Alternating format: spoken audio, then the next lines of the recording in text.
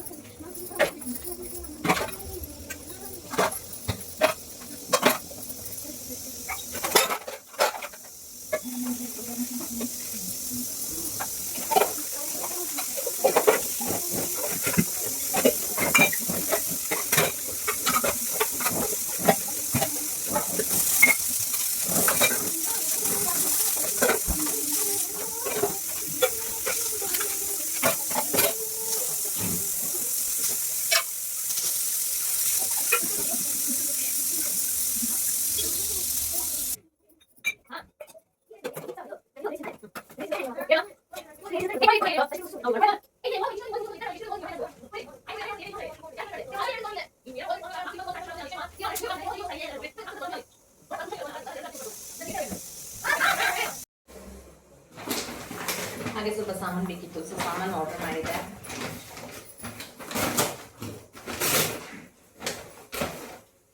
Carrot, tomato ಇದನ್ನೆಲ್ಲ fridge clean ಮಾಡಿದ್ದು. ಫ್ರಿಡ್ಜಲ್ಲಿ ಕೂಡ ಏನು ಇರಲಿಲ್ಲ, ಎಲ್ಲ ಖಾಲಿಯಾಗಿತ್ತು. ಬೀನ್ಸ್, ಆಮೇಲೆ ಮಕ್ಕಳಿಗೆ ಬೆಳಗ್ಗೆ ಸ್ನ್ಯಾಕ್ಸ್ಗೆ ಅವರು ಸ್ವಿಸ್ ರೋಲ್ ಬೇಕು ಅಂತ ಹೇಳ್ತಾರೆ. ಸೊ ಹಾಗಾಗಿ ಅದೊಂದೆರಡು ತರಿಸ್ಕೊಂಡೆ.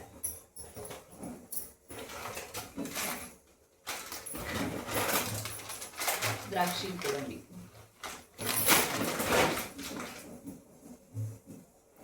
ಕಡಲೆಬೇಳೆ ಬೇಕಾಯಿತು, ಕಡಲೆಬೇಳೆ.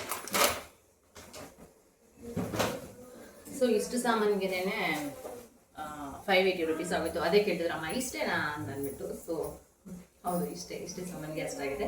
ಇದು ಬಾದಾಮಿ, ಗೋಡಂಬಿ ಎಲ್ಲನೂ ಸ್ವಲ್ಪ ಜಾಸ್ತಿ ರೇಟ್ ಆಗಿದೆ ಅಲ್ಲ. ಹಾಗೆ ಇದು ಕೂಡ ಅಷ್ಟೇ, ಸಿಸ್ಟ್ರೋಳು 2 ಆರ್ಡರ್ ಮಾಡಿದೆ, ಹಾಗಾಗಿ ಇದು ಸ್ವಲ್ಪ ಜಾಸ್ತಿ ಆಯಿತು. ಸದ್ಯಕ್ಕೆ ಇವಾಗ ಇದಿಷ್ಟು ಆರ್ಡರ್ ಮಾಡ್ಕೊಂಡಿದ್ದೀನಿ. ನಿಧಾನವಾಗಿ ಆಮೇಲೆ ತರಕಾರಿ ಅಂಗಡಿಗೆ ಹೋಗ್ಬಿಟ್ಟು ನನಗೆ ಏನು ಬೇಕಾದ ತೊಗೊಂಬಂದರೆ ಚೆನ್ನಾಗಿರುತ್ತೆ. ಹಾಗಾಗಿ ಇವಾಗ ಜಸ್ಟ್ ಕ್ಯಾರೆಟು ಬೀನ್ಸ್ ಮಾತ್ರ ತರಿಸಿದೆ.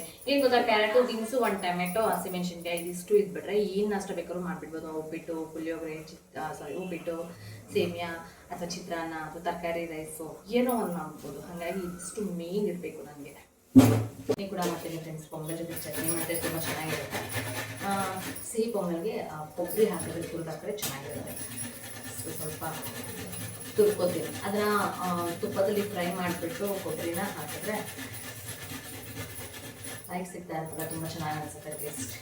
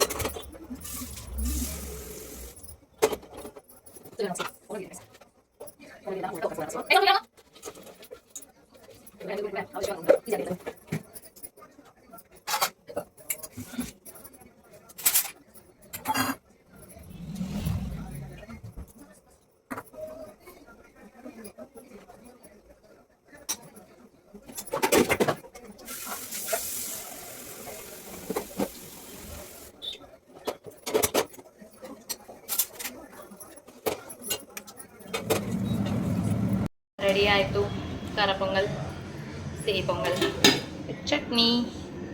ನನ್ನ ಮಗನ ಇದು ನನ್ನ ಚಿಕ್ಕ ಮಗ ಇತ್ತೇನಲ್ಲ, ಅದಕ್ಕೋಸ್ಕರ ಅವನಿಗೆ ಸ್ವಲ್ಪ ಕೇಸರಿಬಾತ್ ಮಾಡ್ತಾಯಿದ್ದೀನಿ. ಊಟದ ಟೈಮಿಂಗ್ಸ್, ಬನ್ನಿ ಊಟನ ಮಾಡ್ಕೊಳ್ಳೋಣ. ಸಿಹಿ ಪೊಂಗಲ್, ಖಾರ ಪೊಂಗಲ್ ಜೊತೆಗೆ ಚಟ್ನಿ. ಜಾಕಿ ಫಿಲಿಮ್ ನೋಡಿ ತುಂಬ ದಿನ ಆಗಿತ್ತು, ಜಾಕಿ ಫಿಲಿಮ್ ನೋಡ್ತಾ ಇದ್ದೆ, ನೋಡ್ಕೊತ ತಿನ್ನೋಣ, ಎಂಜಾಯ್ ಮಾಡೋಣ ಬನ್ನಿ.